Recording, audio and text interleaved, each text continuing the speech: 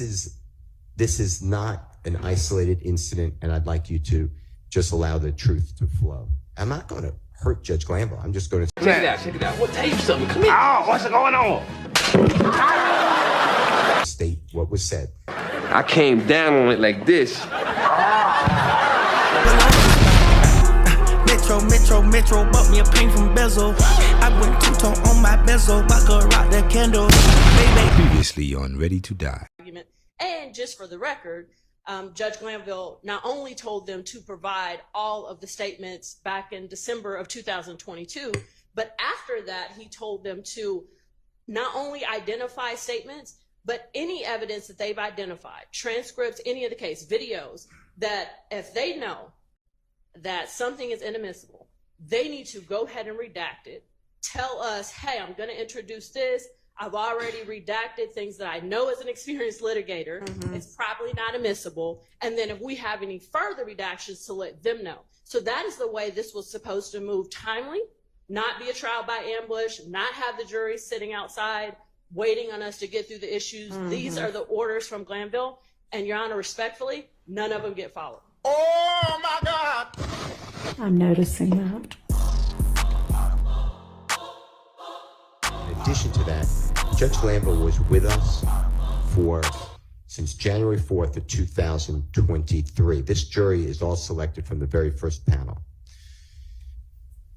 To me, he was biased in front of the jury. I understand that what you said, that, no statement, I appreciate what you said.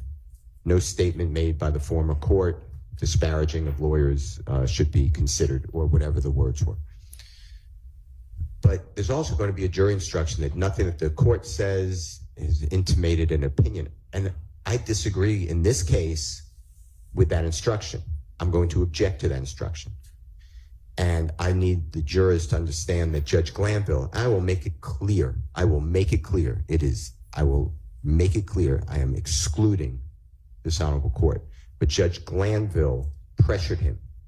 And I will argue to the jury that Judge Glanville was biased. And that is admissible because it all happened in front of the jury. And from just Judge Glanville's demeanor, and I'm not here to hurt Judge Glanville. In fact, I like Judge Glanville. But I don't know what happened in this case, but I liked him before this case. But the way he conducted himself to people in this courtroom, I've never really seen a judge do.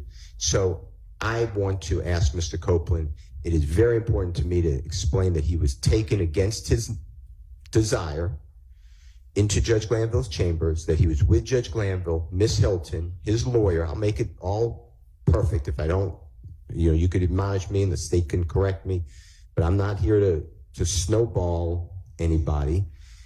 But to say that I can exclude statements of Judge Glanville and, most importantly, the conscious or subconsciousness of this witness, because I believe, and I've not spoken with him, Your Honor. I've not spoken with his lawyer about it. But I believe that Mr. Copeland will truthfully say that he believed that Judge Glanville and the state of Georgia are one. And that comes out when Judge Glanville specifically says, and I don't remember the transcript page right now, but it's something to the effect of, we need your testimony. There's no we. Nobody needs anybody's testimony. If he didn't want to testify, I've had witnesses tell me, I'm not testifying. We subpoena them and come to court. They're held in contempt. There's nothing that the judge can do because the judge can't give immunity, so they can't compel the person to do it. So the person invokes their Fifth Amendment and they just leave.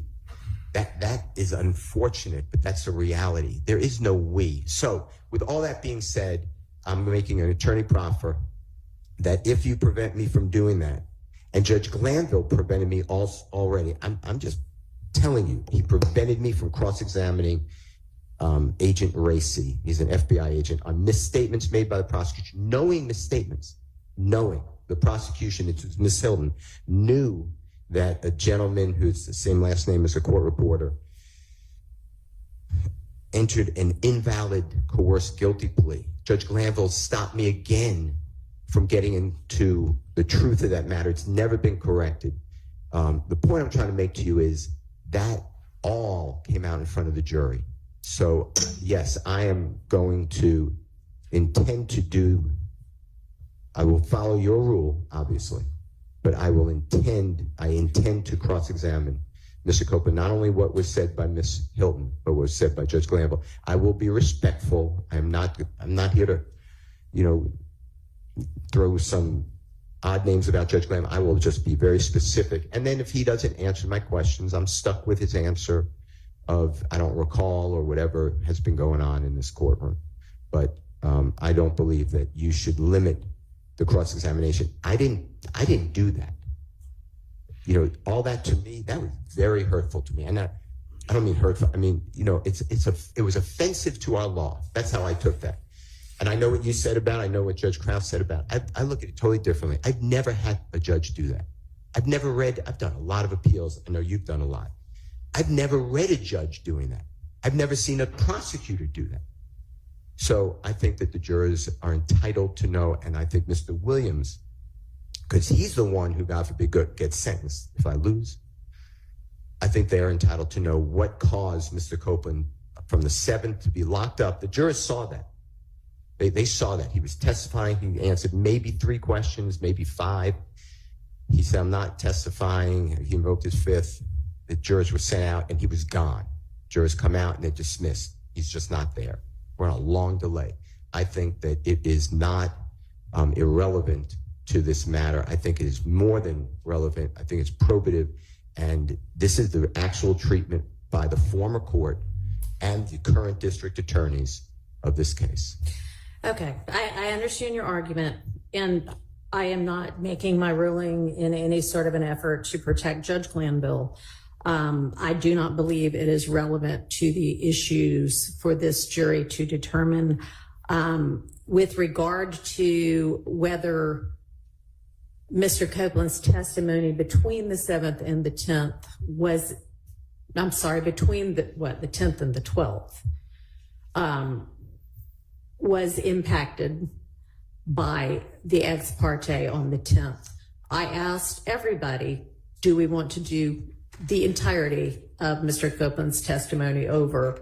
And everybody said, no, we want what got testified to between the 7th and the 12th at 3 p.m.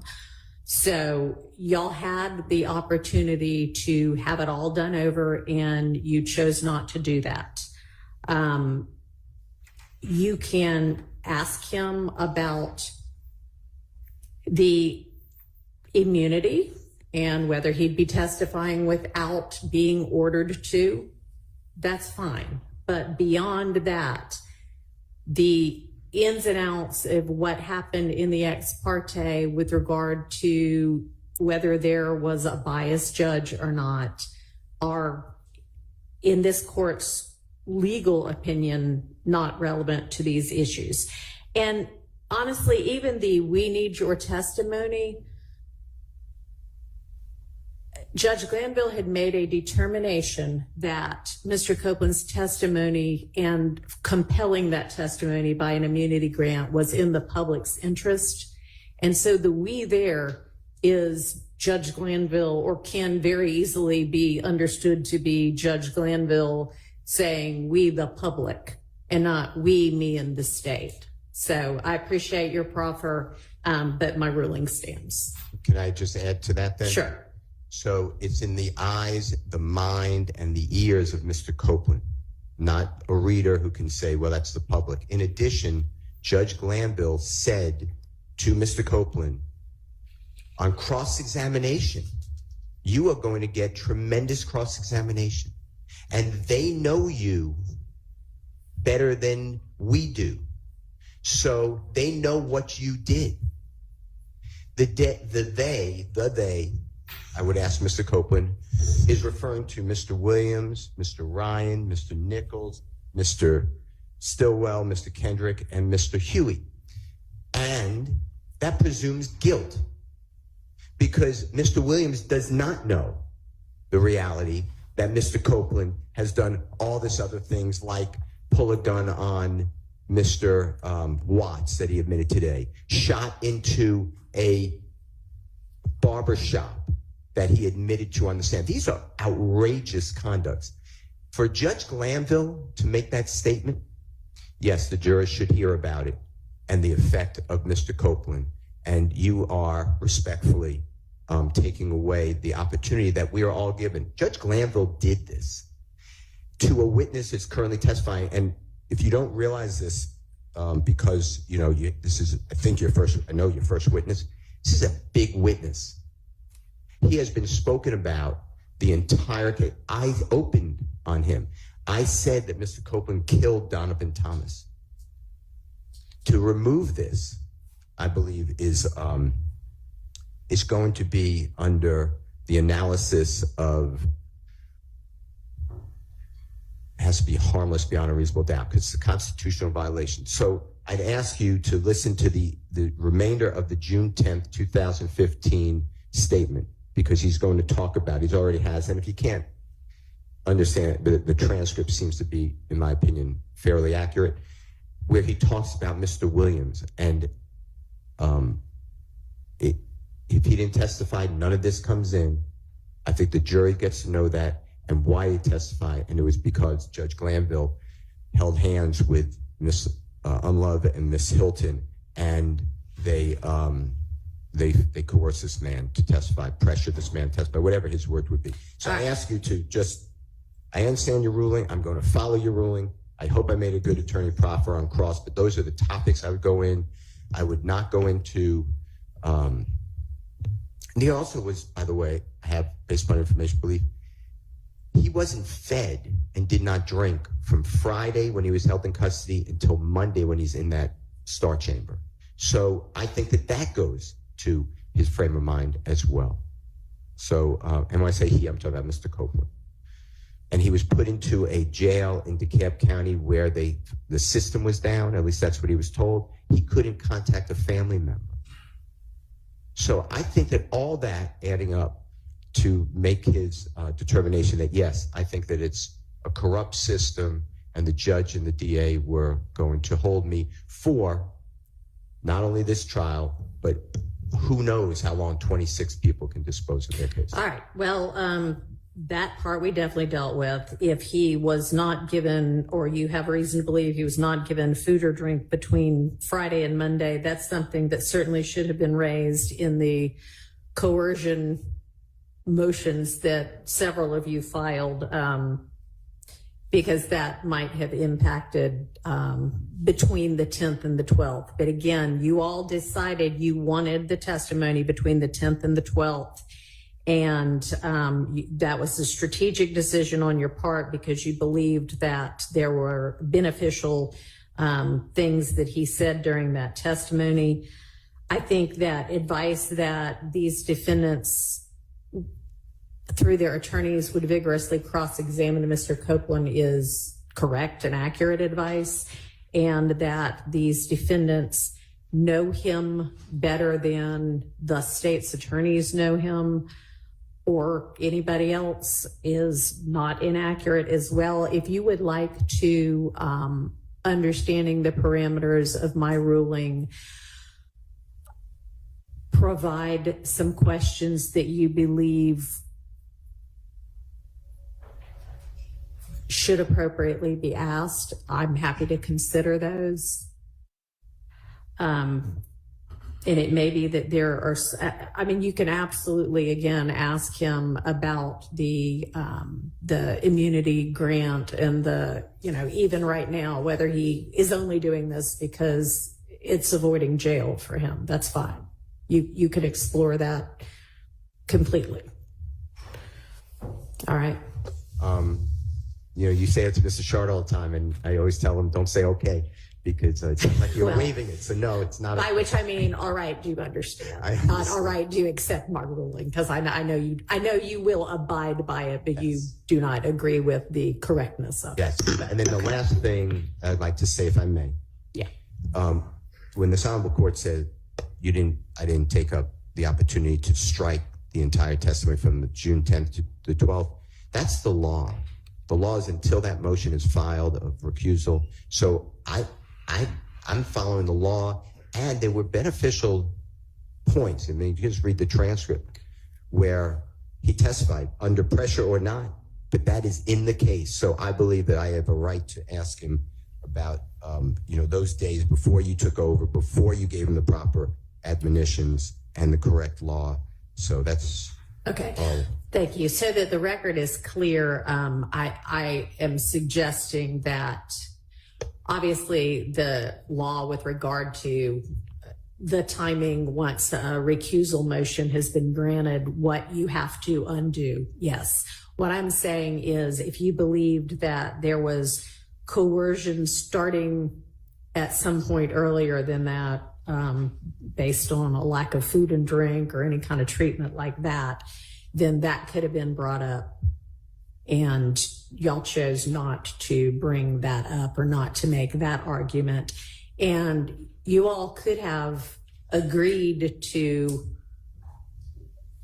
redo the entirety of the testimony, or you could have asked to redo the entirety of the testimony on the basis of it having been coerced, and I would have considered that. Well, at the time, I was following the court's order, which I didn't think I even needed an order, but that I could cross-examine Mr. Copeland on everything that happened on the ex parte meeting.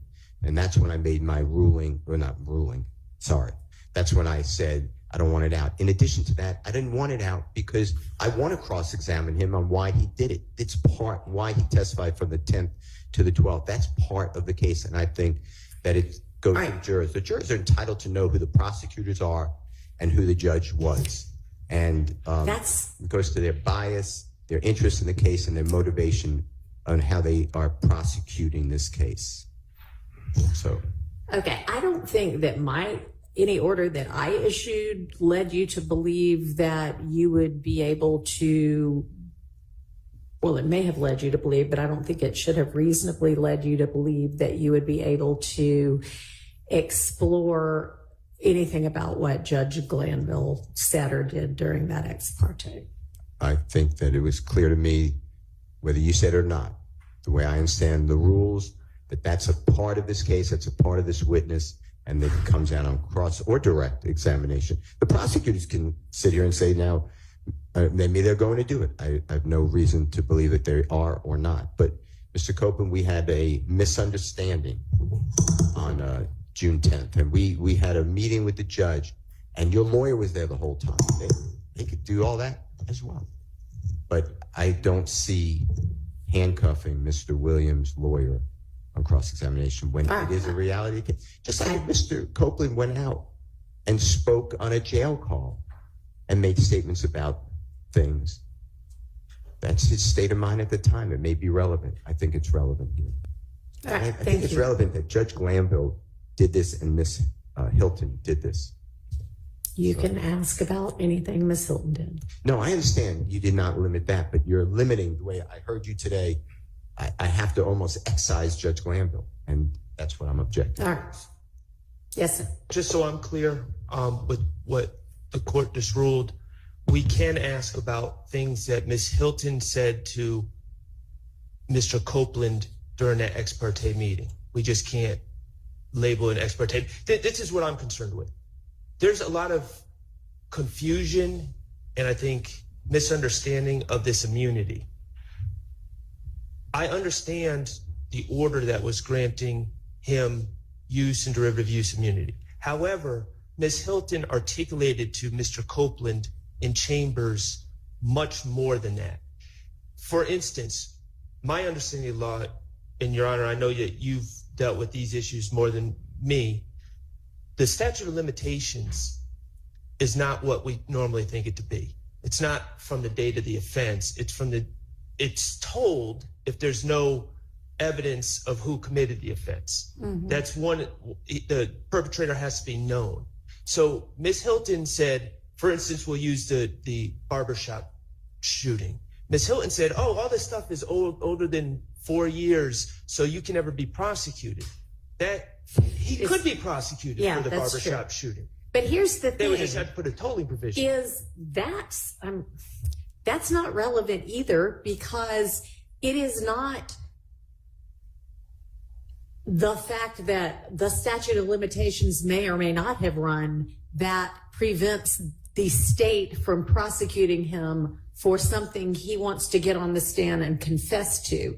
It is the grant of immunity that prevents that. So regardless of the correctness or incorrectness of statute of limitations comments, they cannot use anything he gets on the stand and confesses to because they granted him immunity, or the court has granted him immunity. But in my mind, here's the difference. The state has made a deal with the, quote unquote, I'm not calling the man the devil, but that's the saying. And there's a difference between them saying, oh, we're giving you use and derivative use immunity versus them saying, we will absolutely not prosecute you. They have basically, I don't know if they checked with Rich Homie Kwan's father, but they've basically given this man carte blanche to never be prosecuted for anything he says. And if I was representing Kenneth Copeland later on and they indicted him for something like this, I would say, y'all must be crazy. Y'all got in the back room and told this man, you guys are never prosecuting him. So they've done more than giving him use immunity. They've given him blanket immunity for everything. And that, to me, is fertile ground for impeachment and cross-examination. And that I think the jury needs to know they want Jeffrey Williams, they want Shannon Stillwell, they want these people so bad that they gave Mr. Copeland just full reign to run around Atlanta, do all these things, and as long as you get up on the stand, we're never going to prosecute you. And I think that's relevant. Okay, well, they didn't give him full reign to go do things he hasn't done yet. So, I mean, let's not get too far afield with this. Well, you may explore any kind of interest he might have in testifying in a way that might be beneficial to the state, although I don't think that's happened anyway, because you could explore bias. You're entitled to do that, but we're not going to, this is not a trial about how the state handled Mr. Copeland or how Judge Glanville handled Mr. Copeland. This is a trial about whether these defendants, whether the state can prove that these defendants committed the acts that they allege them to have committed. And if you want, again, you also, all of you all are welcome. If you want to give me a list of questions that or that you believe should be able to be asked, I can look at them. Very well, Your Honor. All right. Go ahead, Mr. I just want to raise something. Sure. While you hopefully reconsider. And this was mostly, the prosecutors. I think Mr. Atkins, I was going to exclude him, but I think he did it too. They asked witnesses, to my knowledge, without any basis, well, you're testifying this way, but have you ever had to testify before in front of Mr. Williams? When you were giving your statements, was Mr. Williams present? And then they did it with everybody. Was Mr. Huey present? Right. I've objected every time. And it's totally, that's a crime of witness intimidation without any evidence. It's just, and they say, no, I haven't testified at all, but I don't remember, or I told you something wrong, or I didn't say that to you. I want to do now and show what the state is doing to witnesses. And I'm telling you, Your Honor, when Mr. Zachary comes, and I brought this up earlier in a pretrial meeting, my understanding is that Ms. Love had him served, he being Mr. Zachary, served with a subpoena. Okay. It's a trial subpoena from what I was told. Ricky Richardson was his lawyer at that time. Ms. Love ordered Mr. Zachary the day before to drive from Augusta, Georgia, miss his job, to her office because she said if he doesn't come, Judge Glanville will lock him up.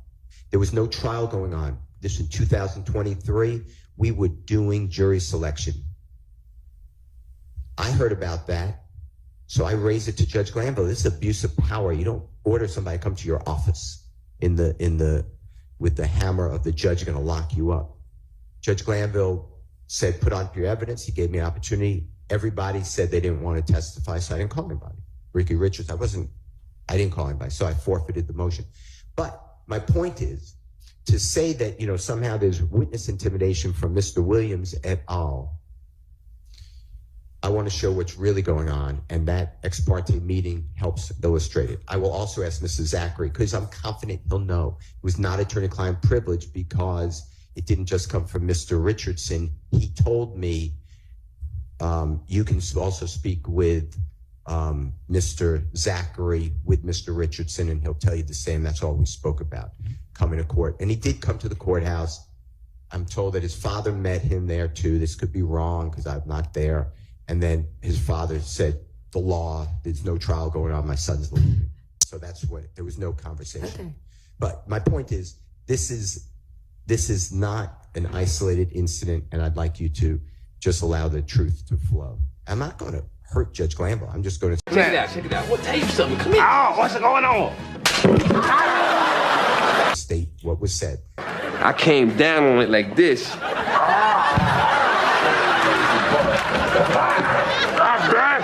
The extensions was flying all over the. That's it. And it's really the impact, like you said, on Mr. Copeland. That's suspicious.